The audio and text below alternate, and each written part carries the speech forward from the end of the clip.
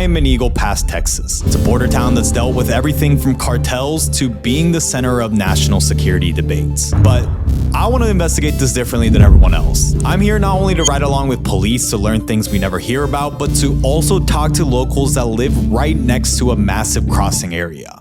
The worst part probably is to seeing the children, how they're being used and abused. It's just more than I could handle. To find out if mass deportations is a viable solution or will it lead to more problems. Previously, I crossed illegally with migrants, but now I wanted to start from the side that probably would have arrested my ass if they caught me.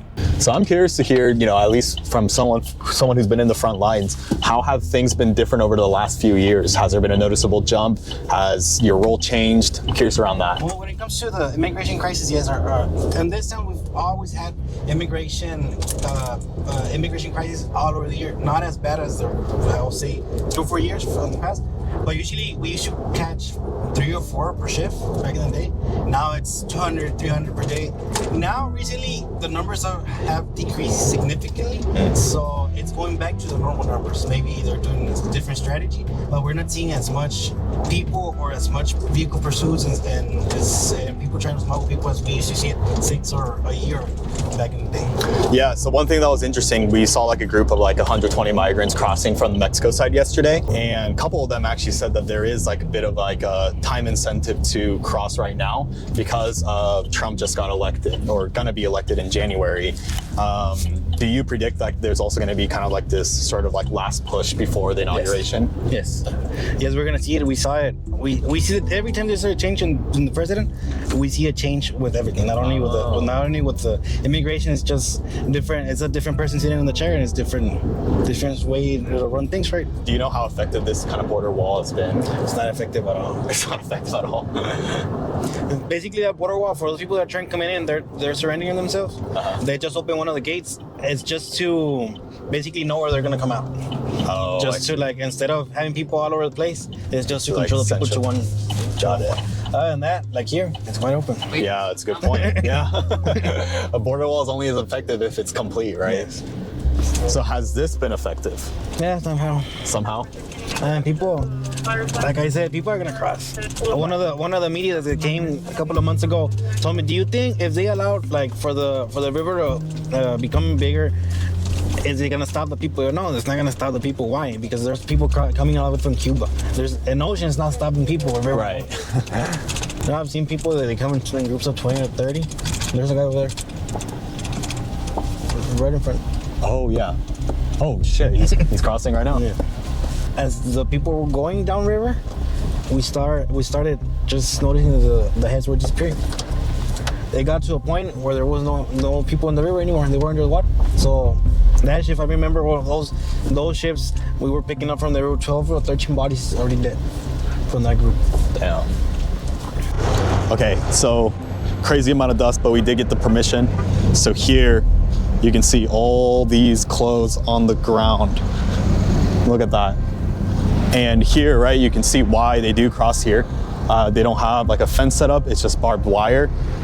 So that's also a thing, guys, is that yes, like a border wall might be able to deter people in certain areas, but look, the border wall is literally only as good as how complete it is. So if there isn't a border wall, obviously people are going to congregate in that area. But just like how the officer was saying, right, oftentimes like the border wall is kind of just used to concentrate people to a certain area, so then it becomes easier to deal with. So they asked to not be filmed, but like there's a lot of Texas National Guard like presence here with armored vehicles and all that, as you guys can see right here, to probably make it a lot easier when these migrants try and cross. Yeah, it really is crazy to see all of these clothes. And just like how you guys may have seen like previously, or depending on how we kind of put this together, it is like a reminder that at the end of the day, all of these are just individual people's stories, people's clothes that they may have had for years, that they've had to kind of abandon, right? So yeah, it is always kind of like jarring to see human remnants like this. Of course, I'm not comparing it to like the Holocaust or anything, but that's also sometimes like the kind of powerful reminder that people get when you see kind of like the shoes of like the Holocaust prisoners. Just a reminder that, you know, This city belonged to some individual at the end of the day. Okay, but before we investigate this any further, I do want to say something. This is probably the last thing you want a damn influencer to say, but making videos like these and running a business on making YouTube videos is actually quite challenging, and especially if you don't have the right business setup. But one tool that's made things smoother for me is Odoo, the sponsor of today's video. Odoo is an all-in-one business software offering applications for CRM, sales, marketing, and websites. And speaking about websites, Odoo's free website builder can set up a professional website in minutes through a simple 4-step process that lets you pick your site's goals, colors, pages, and theme. And Odoo's drag and drop builder makes it simple to customize text, images, and even animate for that dynamic look, all with no coding skills involved. Plus, Odoo's built-in AI helps generate, rephrase, or translate your content effortlessly. So use my link in the description to check out Odoo today to create a professional website in minutes for free. And now, back to the video. So now we're heading to the container freezer. Yes. For obvious reasons, we're not going to be going inside, but what we see right here is what? This is a fridge where it contains the deceased persons that we encounter in the brush or in the river. Usually illegal immigrants. I see. And you said that it originally was made for COVID? Yeah. When the COVID outbreak hit, we had a lot of bodies coming out of the hospital and stuff. So the Emergency Operations Center from Merritt County and Eagle Pass decided to get a fridge, which was this one. And then the COVID outbreak started decreasing, but the increase of illegal immigrants started breaking here in Merritt County. And with that, the deceased people came in, which it was in the brush and the ranches and the rivers. And the funeral homes didn't have any space anymore, so the county decided to use this as an alternative for the operation and all sorts of stuff. Do you know how many people were dying like every day from like the peak of it? It was what I saw the most from a shift from 7 a.m. to 7 p.m. just on those 12 hours. There was a shift I picked up around 15 or 14 bodies in one shift. Oh my God. I remember the funeral home had a pickup that he wouldn't even be able to get back to the funeral home before we would call him back. So he had 3 or 4 bodies already stacked up in the pickup. Man, that's sad. So we'll get back to the police tour to see the exact houses that cartels use to secretly hide these migrants. But first, I wanted to see something for myself and ask questions that I probably wouldn't be able to get the answers to if I'm with the police. And interview those who live right on the border. Because who will have a better perspective than locals that are your average American, but are actually impacted by what happens? Because the reason why I want to make this video is that to understand behavior and why someone does something, you have to understand the incentive. Before we talk to the locals, first I wanted to wake up early as hell to see if these locals actually do have something to complain about. These people, like across the border towns, like not just here, but Laredo, the RGV, the illegal immigration has always been happening. So like many of these people, like they're used to it. It's just that for the past 3 years under the Biden administration, it just skyrocketed. So that's when people started to get concerned. So I'm curious on what like the timing is now too, right? Right now it's like post-election, Trump got elected. Has there been like a big flood of migrants between now and I guess presumably January for these migrants to start coming in before borders get tightened? So what we've been noticing is like there's a lot of like migrant groups that are in Mexico. They're trying to make their way to the US before Trump gets in office, as they know that under the new administration, they're going to be deported. So they'll be diverted throughout, like all across the border. So they'll be brought, some groups will be brought here. Some groups will be brought to, say, like Jacumba, California, which is also a well-known trafficking spot. Or they'll be taken to El Paso, which is also well-known for that. In a way, it's kind of like fishing, in a way, where like some days, like you don't see people crossing around here, but then like some days you'll see, boom, like groups of over 100. And many situations, like they'll have like the buses set up here for like when they anticipate any groups that are crossing. They'll arrive through here, like they'll walk up here and get initially processed by Border Patrol. And then after being like initially processed, the migrants will be loaded onto the bus and they'll be taken to like the processing center. But I mean, you'll see stuff like this usually every day where like they're just driving around here getting ready to apprehend people. So I haven't seen anything, but right now just two buses have pulled up, as you can see right here. And those are the buses that they use to, I guess, transport the migrants to process like their asylum request.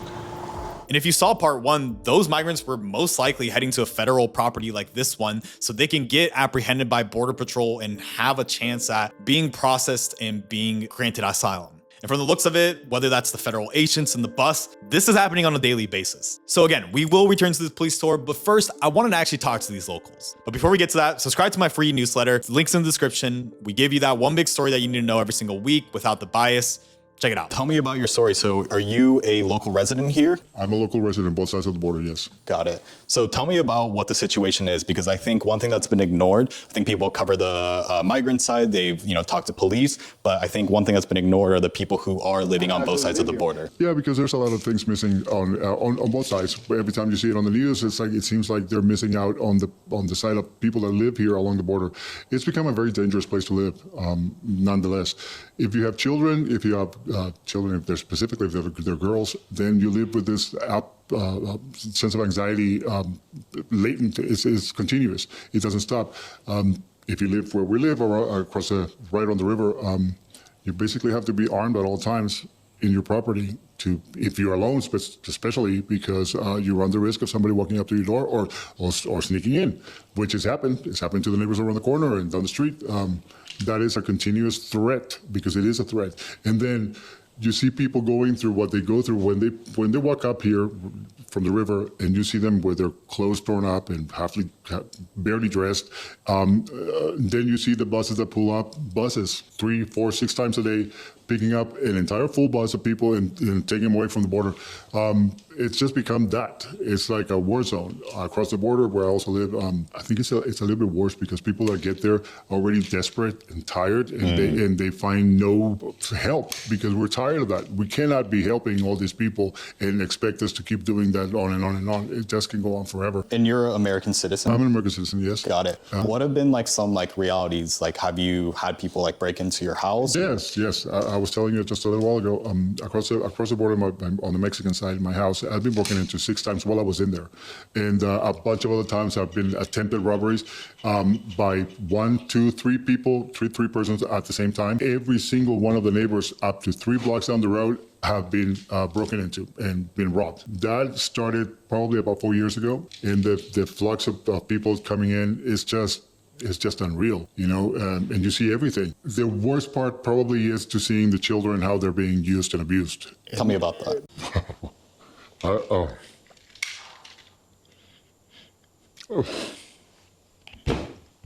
It's just more than I can handle. It's more than anyone should be able to deal with. And the children being washed away in the water when they're trying to get across. Children being trafficked for horrible purposes. That is just subhuman. I think one thing I'm sensing is you're clearly frustrated about the situation, but really it's because you feel like innocent people are essentially being subjugated because we're all innocent. We have nothing to do with any of those situations, and we all have to pay for it. The ones we live here, we pay for it by being at risk all the time and being so vulnerable, and no one seems to care or do anything about. I cannot tell you what that does to you, but it puts you on edge at all times. You're always looking out. There's no downtime. You can't enjoy the outdoors in your own home, the garden, whatever, sitting outside and reading a book. Forget about that. Those days are gone. You cannot do that. At night, it's making sure that everything is locked, that everything is secure, because any moment that when you put your guard down, there's someone trying to sneak in or break in, and they do it violently now. Things are escalating to where people are getting hurt, and nobody seems to say anything about it. And if you do, it doesn't do anything. It's like it means nothing. Are you hopeful about the new president? Is that someone that you voted for yourself? Has that been a raising? It's a lesser of two evils, I think. I don't like the guy, but truth be told, we were better 4 years ago, and none of this bullshit was going on. And if that's what it takes, if he's going to bring that back, welcome. Okay, so what is your name again? Kalai. Kalai, she is going to show us around her house, because over the last few years, you said that you made a lot of changes security-wise because of the situation. Yes. So what happened? Well, we live very close to the river, Yeah. maybe 4 blocks away. So as you can see, my house, we have a camera here, and then we have cameras over there too. But as you can see, right here, I have bushes that kind of is a good hiding spot for illegals.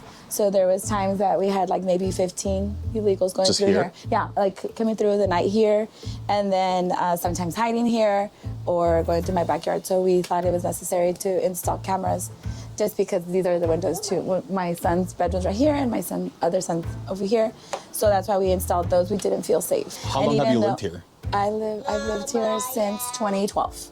Okay, I see. So it took 8 years for. Oh, you to before do we this. didn't have that problem. So at there all. was no problem like that before. No, not problem. But, my parents live a block or two away, so they built their house in 2001. And when they would get caught, I mean, you would see there were people that wanted to come work. My dad would come over and hi, he would talk. Even if the border patrol was there, he would come and greet them and here's some water. And now they're not, because our friends are border patrol. They're like, don't go near them. A lot of these are. Venezuela released their prisoners, and they erase their data. So whenever they log in to see if there's any criminal history in their country, they're like, Venezuela deleted all because they don't want them. So he goes, we have had an interview whenever they catch these people, they're like, they have a criminal history. And then my Border Patrol friends, which are my girlfriend's husbands, they're like, we are no longer border patrols, we are travel agents. So why are we risking our lives, in the middle of the night, catching these people, and then in front of a computer? So where would you like to go? Chicago? Da-da-da. And then, so that's all they would do, catch and release, because that's what they were told to do by the government. Are a lot of the Border Patrol officers that are they quite frustrated? Very frustrated. And so one day I was gathering clothes for my kids, and I'm like, I told my friend, hey, I have a bunch of clothes, for these kids that you guys have at these facilities. I would like to donate. She goes, they're not allowed to accept used clothes. They get brand new clothes. Our husbands have to go to the stores and buy brand new clothes, and they like brand clothes, like Nike, all this expensive crap. And so I'm like, what? And I go, but aren't they coming from like these countries? I mean, anything is, good for them. They're like, no. They get vouchers from the government, and they go and they have to purchase new clothes for them. If you don't mind, can you show me Sure. the security that you have installed? Not to blow up your spot or anything. No. But we installed that. But I hope that since they're the kind that you have to, what's it called, charge. But so we do have an alarm system with Vivint, but then we installed those. We've got those at Best Buy. So anytime someone comes to the door, like when I just came to the door. So Nora calls me and I'm like, but who are these people with cameras? Who is this random Asian kid in Eagle Will you Pass? do me a favor and lock it, because my door doesn't close well, and then the dog is not allowed outside, so she would probably get run over. So this is obviously the backyard, Yes. And I'm line drawing my jeans, so here's another one. I see. We don't even feel safe. Like if the kids are playing by themselves in the backyard, my husband's like, you can't do that. And I'm like, but they're in my backyard. But if you can see, it's not very high up, so they can jump over easily. Some of the moms that we talked to, and even people who just live here, they said that they can't have any sort of peace of mind at night. Is that something that you've experienced as well? We have, because one time, I tell you, I parked my van back here. All of a sudden, my lights were on in my van, and the alarm went off. I called the cops, and they came, and they're like, maybe someone, was hiding there, and so I set the alarm off. I think that it's gotten better now that the government actually came and did all that stuff by the bridge, unfortunately, that they had to come. But as soon as the governor did that, it died down a little bit. But on Sunday, when an illegal rang my doorbell. So he rang my doorbell, and he spoke English, and my husband goes, that is not an illegal, that's the coyote. Oh. Because he goes, that's the guy that I've seen in our backyard. So he knows his way through here. So I think they're gonna catch the guys that he was coming across. So he kind of to fake it with the border patrols. He rang our doorbell oh, I'm a guest, Oh, I see. And so the border patrol guy passed by, and then my husband goes, what do you need? And he goes, water. So I brought him a water. And then my husband's like, where are you from? And I think he said Alice, but I don't know what he said. So anyway, so he closed the door, and then there I go, the chismosa. And I opened the door again, and the border patrol, drives by again, and he goes, was that guy at your door? And I go, yes. And he goes, English or Spanish? And I go, he tried to speak in English, and my husband goes, don't say anything. And then I'm like, yes, he doesn't feel safe. And so I'm like, yes. So then he went, and he, caught him further down the block. You have a very positive attitude. It takes me, oh yeah, I get that a lot. You get major teacher vibes. So this is our camera up in the front yard. And so we put the sensor lights as well, just because, this is how many people were hiding in our bushes, like you can see. They're not going through the street. They're actually on my property. Okay, so it's okay. Okay, go through the front of the street, but they're hiding. So it's like the coyote knew exactly where to take them, you know. I see. So they wouldn't be seen. So they liked our front yard. And all our neighbors like, dude, last night we saw all these people in your yard. And I'm like uno, dos, tres, cuatro, cinco, seis, siete, ocho. And those are my kids' bedrooms. And you can see my little welcome sign. So it was around November because there's my pumpkin. Wow. I was talking before as well with like some of the ranchers here by like Crystal's, close to like Crystal City. Oh, yeah. And like they were having a problem where like these like They go inside their houses. they break into the fence. Yes. Like one guy here, like he was like, I spent like half the day fixing fence.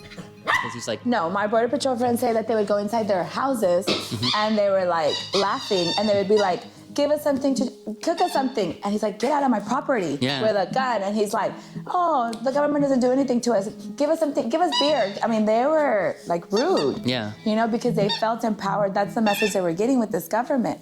When Trump was here before, you know, they were scared of like, oh no, we're not gonna go, whatever. But now that, you know, it was like, oh yeah, they're helping us. They give them cell phones.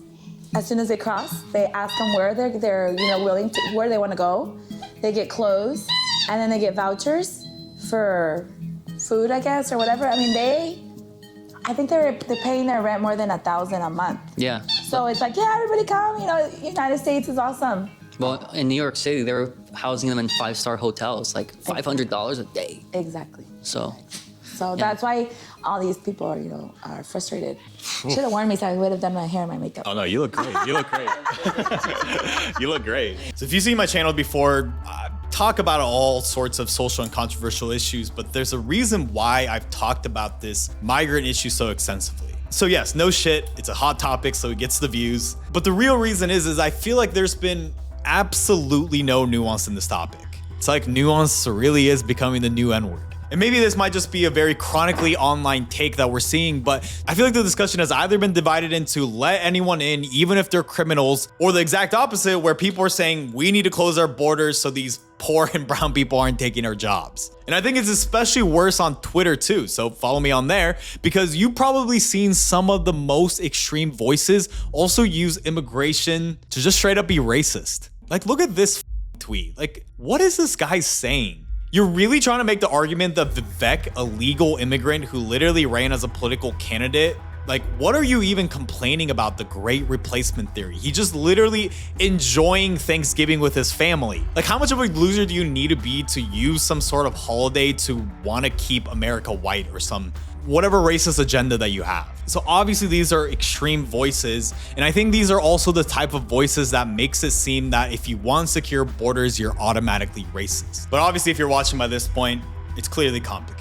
Anyways, let's return to the police tour, because where do these migrants go that don't want to get apprehended by federal border patrol? Okay, so we're actually now headed towards stash houses, and it's all located in the worst part of town? Yes. What's like the most you've seen in Eagle Pass? And when it comes to what? Like inside of a stash house, how many migrants? 30 to 40. Where are like a lot of these migrants currently going to? Are they're obviously waiting for like a cartel member to pick them up and take them to like a different part of the country, right? Yeah, different parts. Once they're in, they get to the San Antonio area, they'll just they don't need to be smuggled anymore. So they'll just get to with their families, friends and stuff. Sometimes even Uber. So it's just basically here. They're just trying to pass the city, pass the checkpoint, and get it to San Antonio. Because San Antonio is a sanctuary town, city. So so even if they get caught, I don't know, driving while intoxicated, they'll go to jail, they'll bond out, and they'll stay there. But if they get caught here, they'll if they bond out, or once they bond out, they're gonna get deported by ICE. Okay.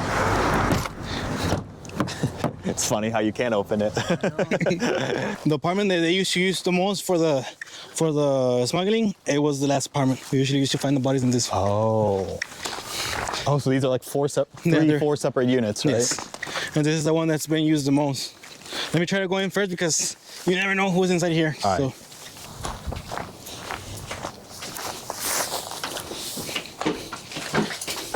So you can see the aftermath of the water bottles. Oh, right. And the smell of pee should be really strong in this apartment. Now, because it hasn't been used that much, you can't smell that much of a. You should smell feces and pee. Ugh. And then they started damaging the roof because they started knowing that we were coming to this apartment. So we started staying over there. Oh, and like On the hiding top. up in the roof. Stuff. Right now, How many people did you find here? It was 15, 20. The most that we found, and it wasn't usually is this apartment or the first apartment over there, and the one we located was like 30 people. And the first apartment I'm gonna show you right now, they have the sofa where they use it to go up to the roof. Yeah, you're right. Yeah, you can see like the mattresses on the ground too. Jeez. And obviously it's like 30, 15 random people, right? It's not like it's all family members. Damn. Well, one time, and one of these houses was more down, but they already fixed up the house. I located somebody from North Korea. North Korea? North Korea. She was the one that actually called in that she was in a stash house. And we had the hardest time trying to communicate with this person because obviously she didn't know English. The only reason we got to her location is because the 911 pointed her location. Oh, I see. That was Wait, the but only why reason. did she call in? I guess she was only female. Oh, she was not feeling safe. And then when we got there, she had a white shirt, no bra. So you can expect what was going to happen later.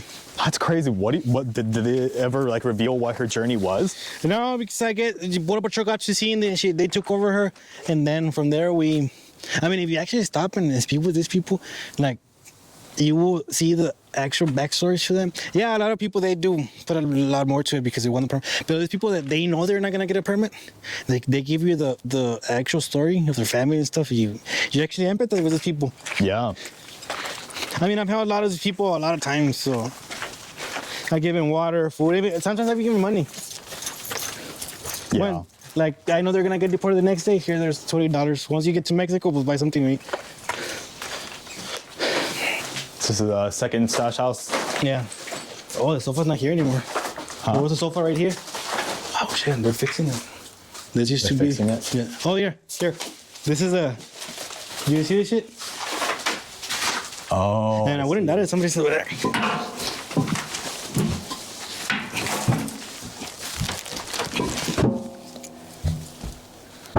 Oh shit, that scared the fuck out of me. If you don't mind, do you want to grab this camera? Show them what's. Holy shit, dude. Yeah, usually people hiding in here, so. And I guess there's only one bathroom too. I don't really think they even use the bathroom. Yeah.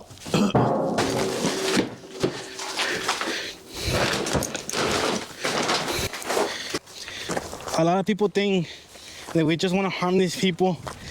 Like, a lot of people, they're wanting to be caught. Even the people that aren't getting a permit, they want to get caught.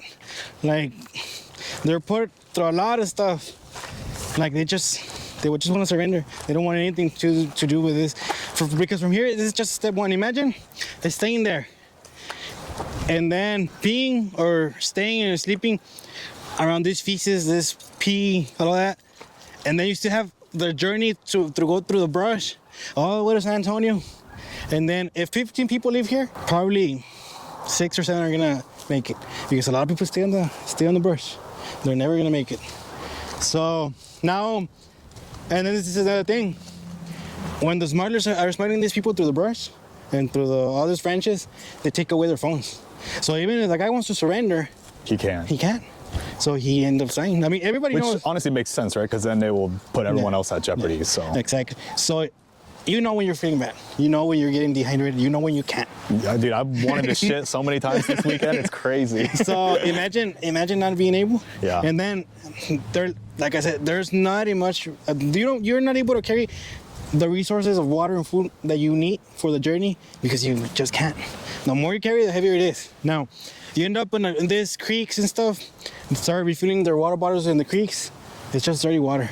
So they get sick too from They that. get sick. They start with the diarrhea, and then they were getting dehydrated because of the sun. Yeah. Imagine that with diarrhea.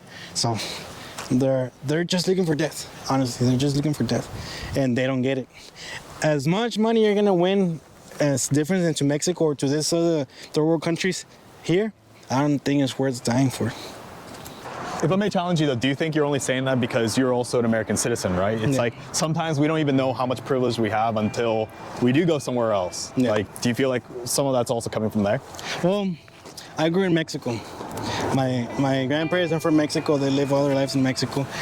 My grandma always said that she doesn't need anything from the United States, and she's a poor person. Like she doesn't have any fancy house. She doesn't even have a car, and I think the most valuable thing is to be with your family. Like I don't see. I mean, people see it's just a perspective, my opinion, right? People do want to grow out of the same thing, but putting your life at risk and putting the most valuable thing you have in life is not money, it's your time. And if you're gonna be losing months, years, I don't think it's worth it. So we're here now at the cemetery in Eagle Pass, and what's happened with the cemetery here? So the sector here in Del Rio, well, it was a well-known crossing spot for a lot of these migrants, and they were crossing through these areas because they were seeing like a lot of the river is like a bit lower in this area. However, many of these migrants did not see how like actually the current is very strong here. So what DPS, Border Patrol were seeing is that a lot of migrants were drowning in this area. And so initially, like a lot of these migrants that were drowning, they were burying them here in the cemeteries until eventually, like they got so many people that were drowning that they were sending them to like the morgues here in Eagle Pass. They were sending them to the morgues in Webb County, in Laredo, and then San Antonio. So actually the sector here has the most amount of migrants that die because of either them drowning or like heat stroke and other causes as well. So is this cemetery like completely full at this point? Like many of it is like this sector here, like with all these crosses, a lot of these were like with migrants and like the children as well that drowned. So, Man, I gotta say, like that's something that I've realized doing like a lot of like this border series is you don't really get to hear kind of like stories like that, right? Like the humanitarian like aspect about it. Like, yes, a lot of people have crossed over, but a lot of people have also unexpectedly died in their journey. It's not like a cakewalk, obviously, right? no, it's a very dangerous journey these people take because they'll not just die on the way here through like the Darien or through Mexico or all these other countries. They'll die trying to cross into the U.S. As someone who's like covered the border a lot, like, do you ever feel like a lot of like empathy for them? I know like, you know, you're kind of seeing like more so like the people who do make it through, who do get processed, who do kind of like end up staying here in the United States. Like that's, I think like something that I want to also like say in this video is, yeah, we got to kind of like look at the human aspect about it. I think a lot of people get lost when we get so polarized when it comes to like the border and stuff. Yeah. Because at the end of the day, these people, they want a better life for themselves and their kids. And I feel bad for them when they're like taking these like very dangerous routes to try to come to the United States. Because like this is not something that's very happy. This is very sad to see all these people that lost their lives trying to cross into the United States. And I mean, no one wants to see these people die. Right. So. But you're also saying that oftentimes, like kids aren't even with like their parents when they cross, right? There's a lot of situations with unaccompanied minors that they end up being crossed by the cartels. And then there's many instances as well of like migrants that actually cross with kids that are not theirs because they know that if they go with someone, with a kid pretending to be a family unit, they're less likely to be deported. So I know like right now there's, you know, mass deportation attempts once like Trump gets into office in January. And I think a big kind of like ethical concern that people have been talking about is like, oh, are we gonna be like separate families when it comes to like immigration? But I guess like in a way that's already even happening when people cross from Mexico to the United States. Like they're not even with their families sometimes. Yeah, like it's a big child trafficking ring too. So Talk to me more about that. well, like I said, like a lot of these like cartels, like they view like the kids as well as commodities because I mean people they can this is a more profitable business for cartels than even drugs because they can cross people many different times. Let's say like someone crosses and then that gets deported, they can pay a smuggler again to cross them. So when like in comparison to like say drugs, once someone consumes that drug, it's consumed. So they see like how like there's more financial opportunities there Right. where like it's like people, more of a recurring revenue with humans, which is kind of crazy to say, but Yeah. right? yeah, they see the humans as recyclable. Right. So that's also like why like a lot of like people are like advocating as well for the safety of these migrants because they see like how messed up the whole business of human trafficking is. Right. And like all these people, they go through hell to try to get here. Right now, like a lot of the data shows like around 70 or 80% of the women that are like trying to get to the US are raped. Yeah. So I think I've made enough videos on this topic to come to realize that just like anything, if you really want to understand an issue, you have to look at the incentives. And the more I look at it, the more I blame these people who set up these incentives in the first place. Because the easier you make it for someone to do something illegal, the more you're gonna hurt the people that you're trying to protect. What many forget is that if given the choice, most migrants will absolutely prefer to enter the country legally. But when that's not possible and you become desperate and you start having nothing to lose, anyone will start breaking the law. But when that option starts just becoming impossible and desperation sits in, people will do whatever they can, and that involves breaking the law. And we've seen it especially over the last few years. If you start seeing your family and friends being able to escape a terrible situation, to be able to relatively easily get into a better life, I mean, of course, no shit, more people are gonna follow in those footsteps. And even though this may sound good on paper to some, what this also ignores is how many countless people have lost their lives trying to cross the river, trying to walk for miles, getting attacked by cartels, and all the violence that they faced along the way. So no, this doesn't make it okay or absolve illegal immigrants from responsibility. And we may start that pretty damn soon with the mass deportations. Because it's easy for you and I to say that we won't do the same. But if you truly have nothing to lose and this American dream is being dangled in front of you like a carrot, more often than not, we'll do things that we normally won't, as long as the right incentives are there. And I can say this with confidence because I just came back from Mexico City to see these migrants before they make their journey all the way here and how they live in camps waiting for their opportunity to cross. So get this video to 20,000 likes and I'll release it. But in the meanwhile, if you want to support me directly, sign up for a free newsletter where we give you that one big story that you need to know every single week without the bias, or you can then watch this next video.